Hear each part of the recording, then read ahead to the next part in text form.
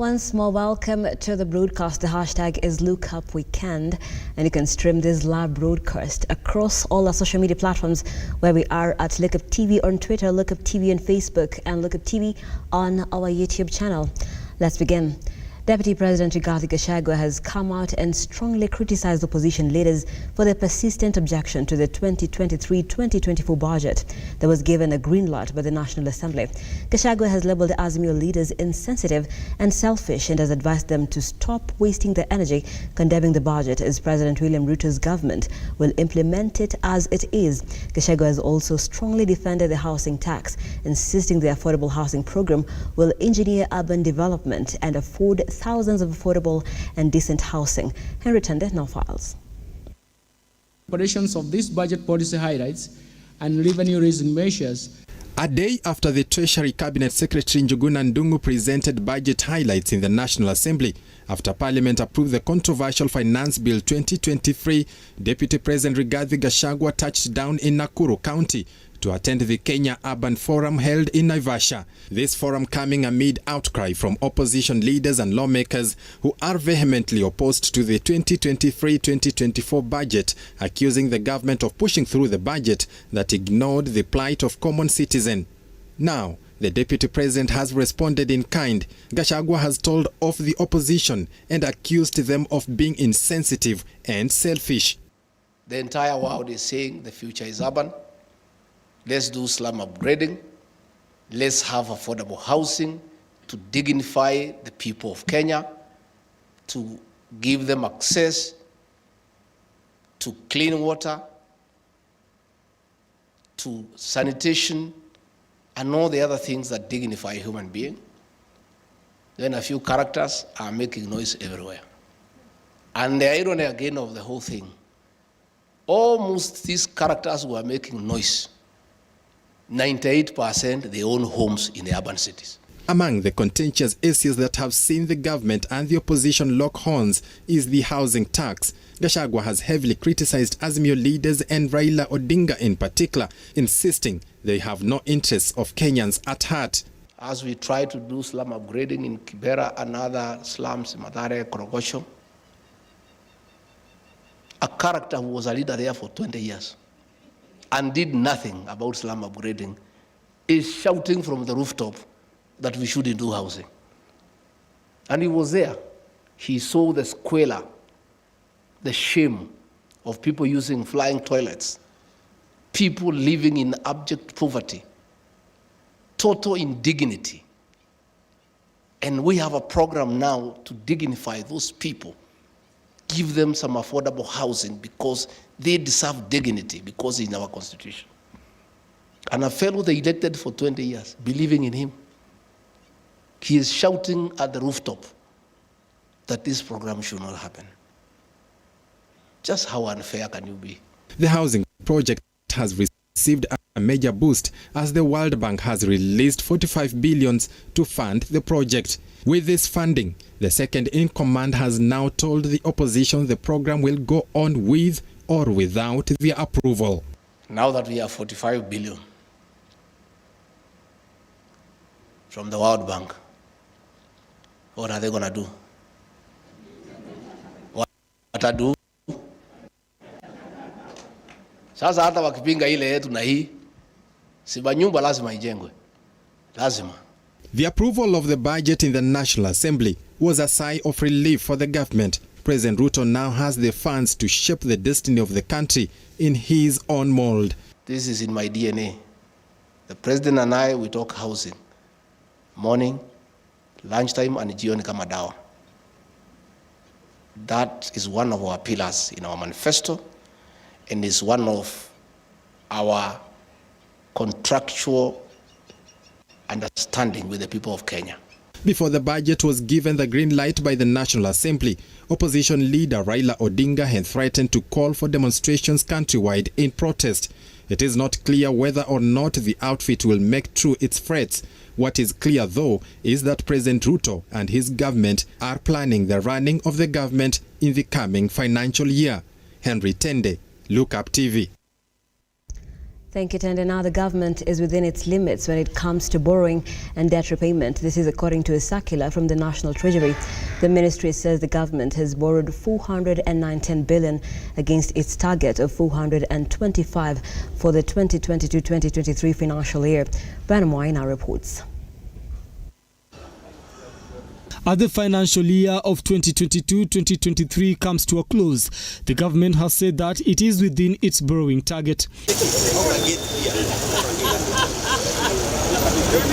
In a press release, the Ministry of Finance claimed that it hopes that its goal can be achieved in the next auction.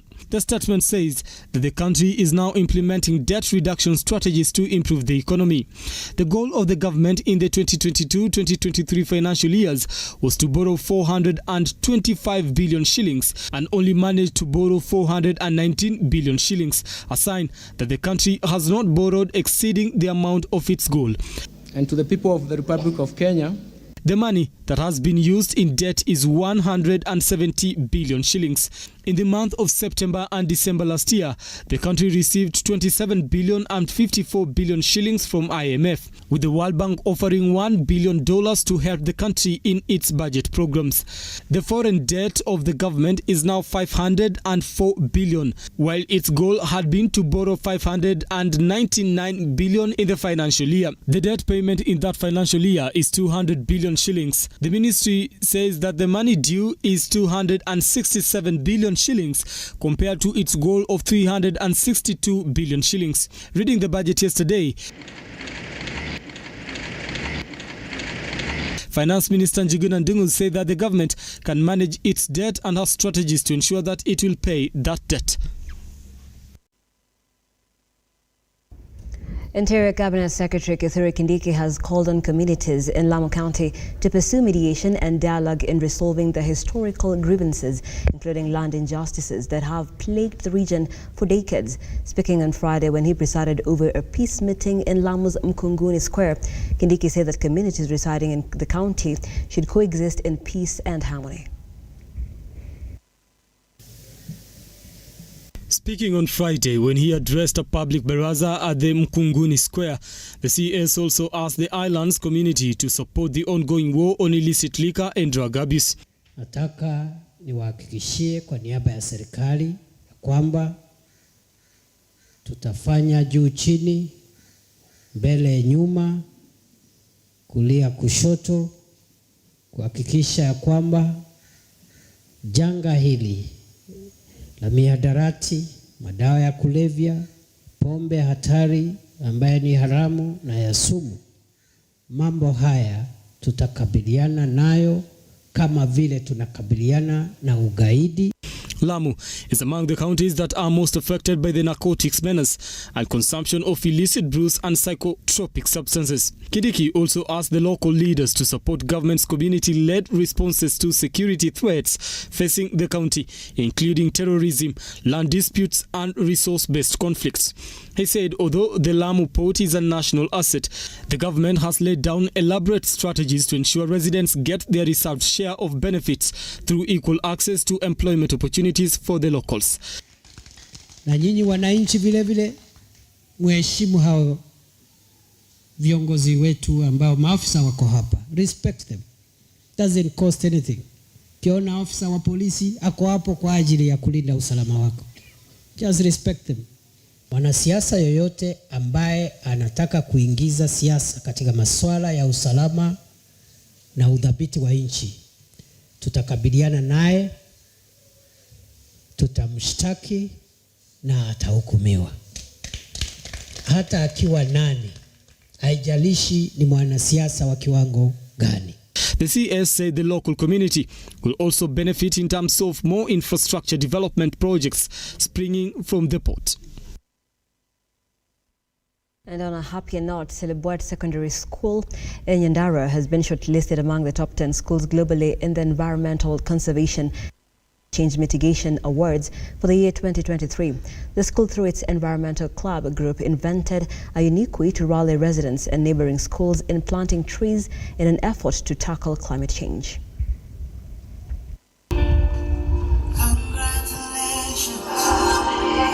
Silibwet is a traditional Kalenjin name that symbolizes a tree, a name that this school has embraced and transformed their valuable substances into gold.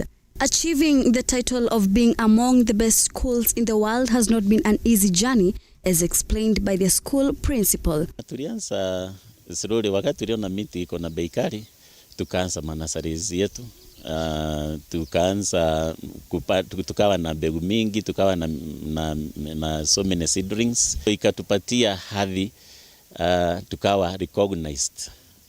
Tukaanza kujulikana ati sisi tuko na interest kubwa ya climate change. How you have won in nationals and countrywide as evergreen and global actions. We can express our feelings because we are very happy. Tumekuwa among the 26 schools ambazo ziko classified kama climate action schools in the whole world, and it is the only school in Kenya. Silibwet School is the only school in Kenya that is considered as a climate action school. Through production and distribution of seedlings to residents of Nyandarua, the school has continued to demonstrate their genuine commitment to global environmental conservation, hence earning recognition from the T4 Prizes community, something that county director of this region takes pride in. Hii shule imekuwa ikijitahidi sana kwa mambo ya mazingira.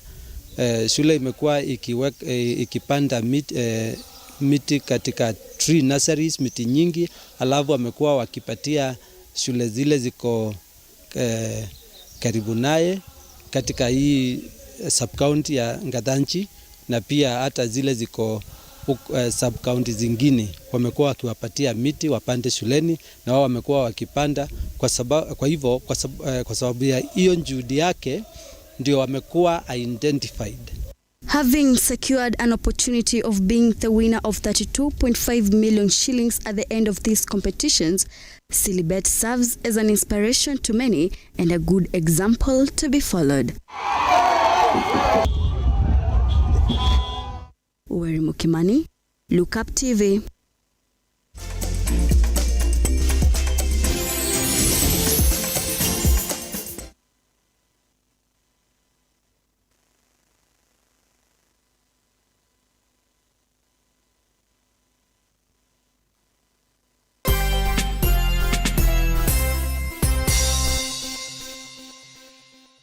Mizizi Africa Homes is Kenya's fastest growing property development company.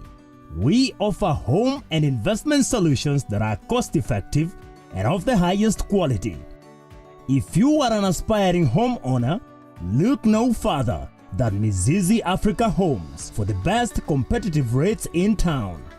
Introducing our new project at Bustani ya Mizizi in Malindi, a prime property with close proximity to Malindi Town, Sandy Beach, international hotels and airport, private, public schools and hospitals, commercial area and police stations, fertile land, well drained with a perimeter fence all round, sufficient borehole and county water, electricity and man-made water harvesting dams for farming and fishing.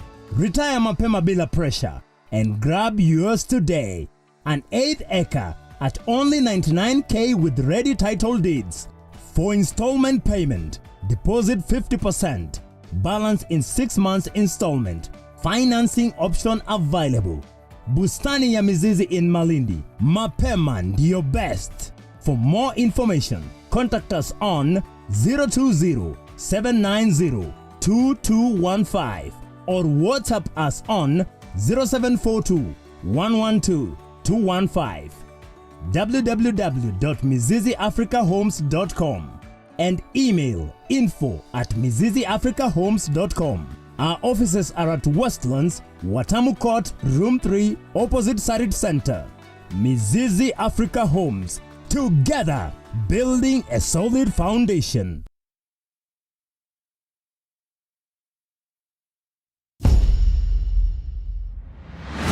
Jumamosi ndani ya safu ya spoti tutaangazia uongozi wa michezo humu nchini. Tutakuwa na mwakilishi wadi wa Getotu wa Bwana John Njogu na vile mmiliki wa shule ya Royal Sports Academy. Kando na hayo, tutakuwa moja kwa moja katika chuo cha kimataifa cha USAU kukuletea fainali ya michezo ya vikapu ya 3x3. Ungana nami Robert Chacha kuanzia saa 7:30 hadi saa 8:30 na vile mwenzangu Dantes, bila kusahau Felix Solana ndani ya runinga nambari 1 ya michezo Lookuptv.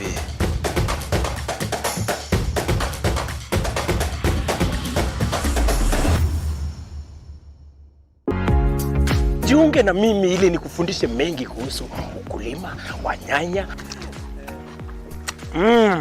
wa mboga, kuweka ng'ombe, kila kitu ambayo inahusikana na ukulima, ili ujifundishe mengi, uweze kujua ukulima pia ni mali. Kumbuka kipindi ni nini? Kipindi ni ukulima ni mali na Manjoro, upate hela.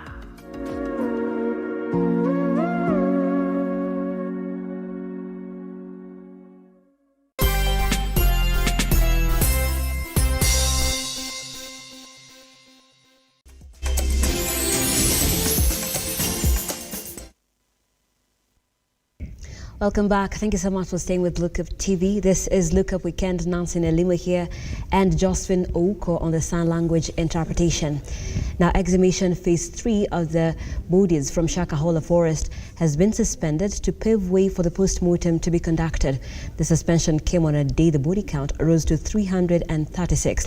After 10 more bodies were exhumed on Friday. Coast Regional Commissioner Rhoda Onyancha, while giving the daily brief, said the date of the post-mortem will be communicated later. She said DNA samples collected from the relatives of victims have reached 93.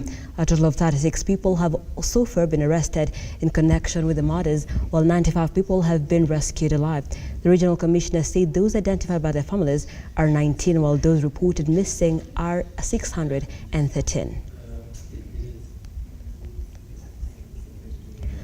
Now, the national government has embarked on an ambitious initiative tailored towards addressing food insecurity and malnutrition in the arid and semi-arid counties. Cabinet Secretary for Agriculture Mithika Lenturi inaugurated the program dubbed Building Resilience for Food and Nutrition Security, valued at 5.4 billion Kenyan shillings in Mogosho in Baringo County. Ladies and gentlemen, reforms that we are launching today will cost 5.398 billion and is financed by the Kenyan government and the African Development Bank. The goal of the project is to contribute to resilience building, food and nutritional security, climate change mitigation, peace and security in the Horn of Africa. To be more specific, the project aims to achieve 3 objectives: to increase sustainable productivity and the agro-pastoral production systems, increase incomes from agro-pastoral value chains, and to enhance adaptive capacity of the people to prepare for and manage climate change risks and variations. There are challenges these regions face in their bid to ensure food and nutrition security of the population. Due to variable environmental conditions, their soils are prone to periodic drought, floods, and animal disease outbreaks. Insecurity and historical marginalization have also hampered the unlocking of the potential of their soils. In our agricultural sector transformation and growth strategy, STGS 2019-2029, my ministry endeavors to build resilience of the Asal communities by supporting their involvement in the design, implementation, and coordination of flagships geared towards enhancing food and nutrition security and livelihoods improvement. This will ensure that interventions are tailored to the needs of the communities for accelerated social, economic, and cultural development of the region.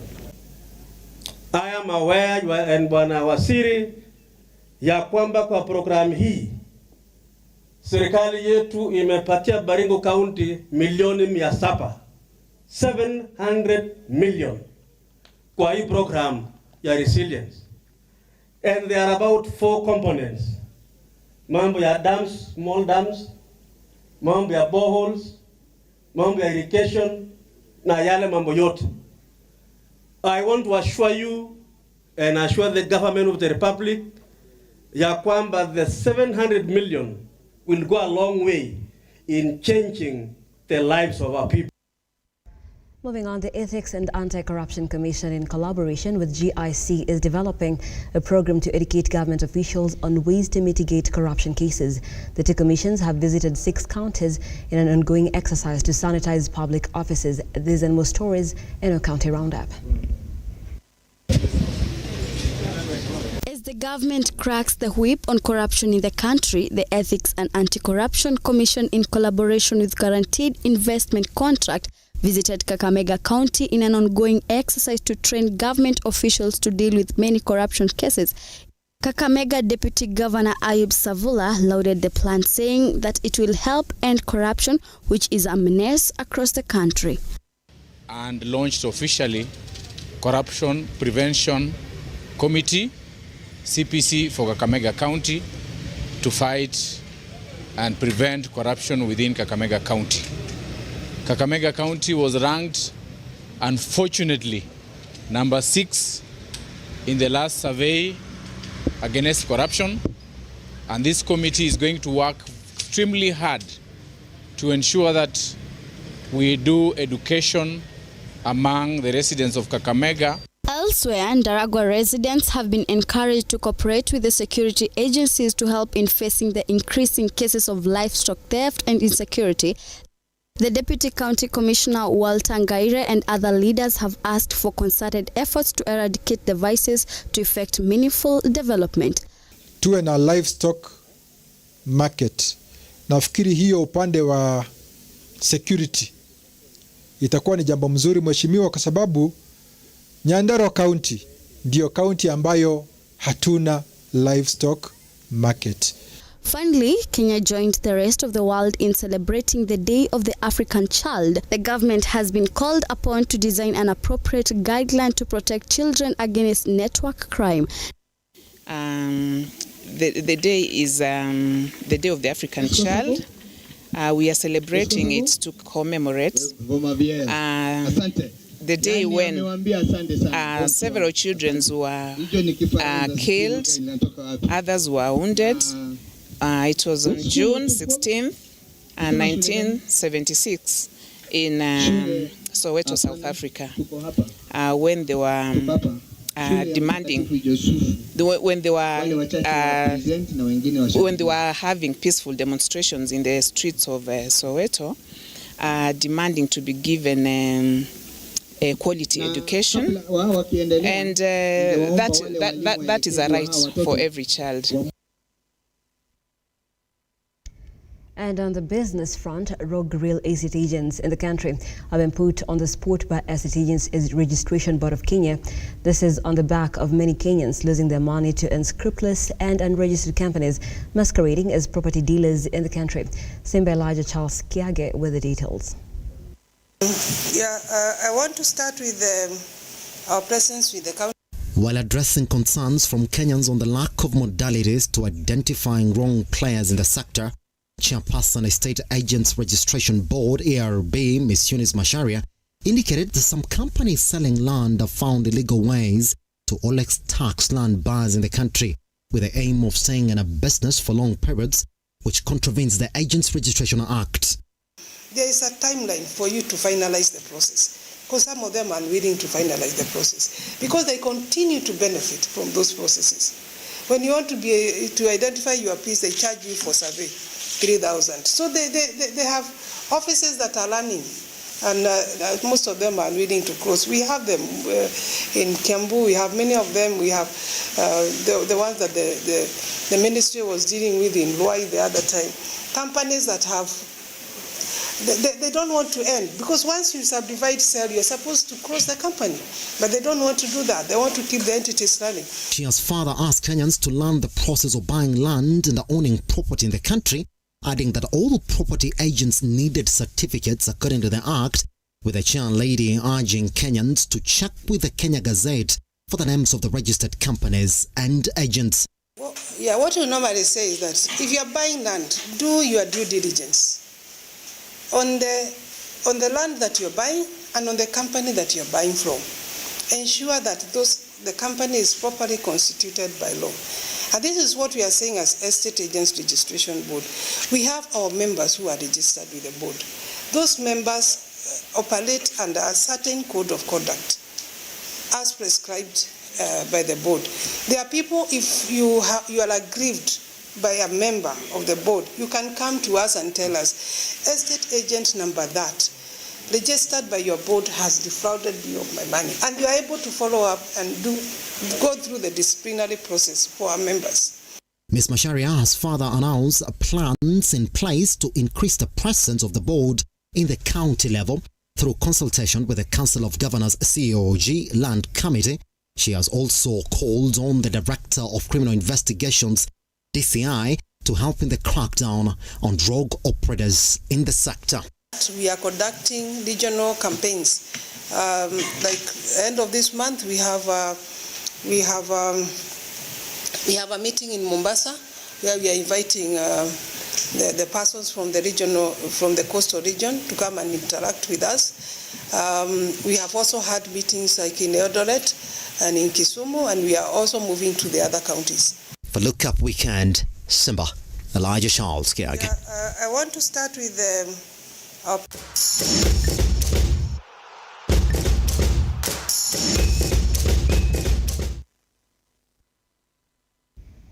Let's now get sporty. Kenya has lost 2 sets to 1 overall in the doubles category in the ongoing Billie Jean King Cup competition at Nairobi Tennis Court. Kenya was hopeful to qualify for the finals against Nigeria in Group 3 in today's preliminary.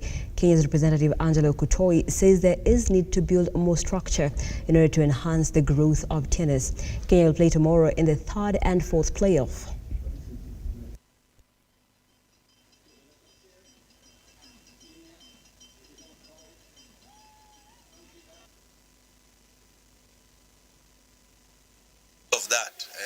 This is what we've got, and then for the others, I'm not sure they have gotten as lucky as this specific one player. So moving forward, if we can set our structures to be able to get, for example, a training center where we can keep the players playing and schooling at the same time, this is the future of tennis. And also it started a bit sad for us because we came here to win and we suffered some painful losses yesterday, so it was like, I don't know, emotional for us. First of all, I think now I'm glad that we have the clay courts, but I would say we need to have like a center, because for me when I was young I was in a center, so it helped me a lot. And also I feel like we need to have a lot of tournaments here in Kenya, because I was lucky enough to be in the ITF center, so it gave me a lot of opportunity to travel outside to gain my points and to gain experience and exposure. So I feel like here in Kenya we need a lot of facilities, and we also need a lot of tournaments. And Kenyan boxer champion Conjestina Ching has today flagged off cyclist Ben Hagai, who will be cycling through 9 countries. According to Ben, the aim is to create awareness of road safety by cycling 7,000 kilometers in 40 days.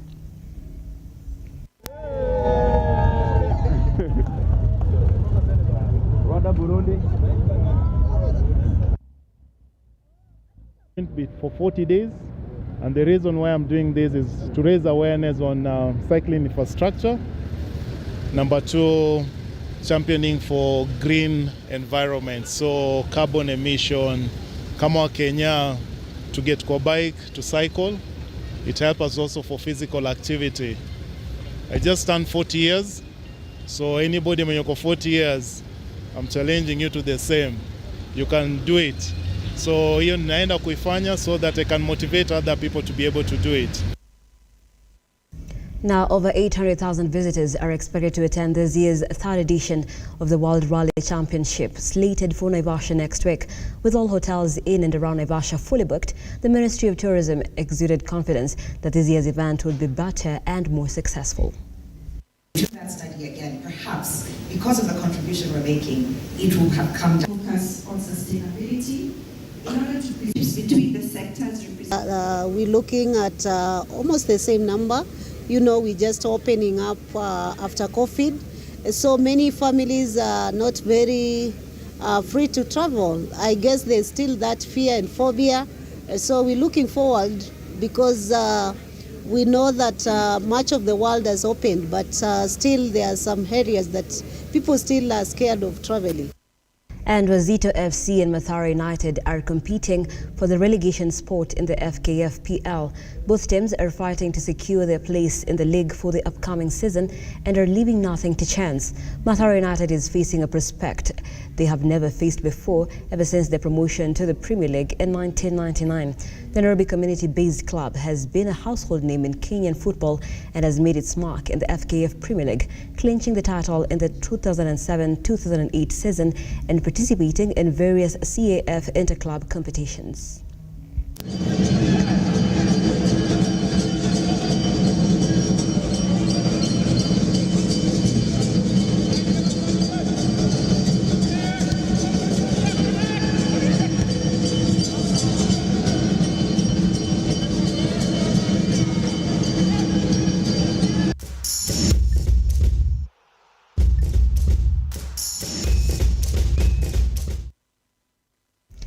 And we've come to the end of the first part of our broadcast tonight.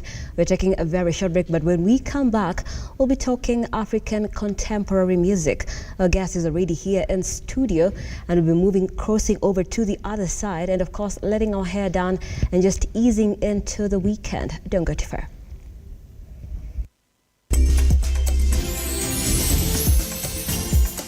And coming up, she is keeping African music authentic with a touch of contemporary feel. Liboy takes on the center stage.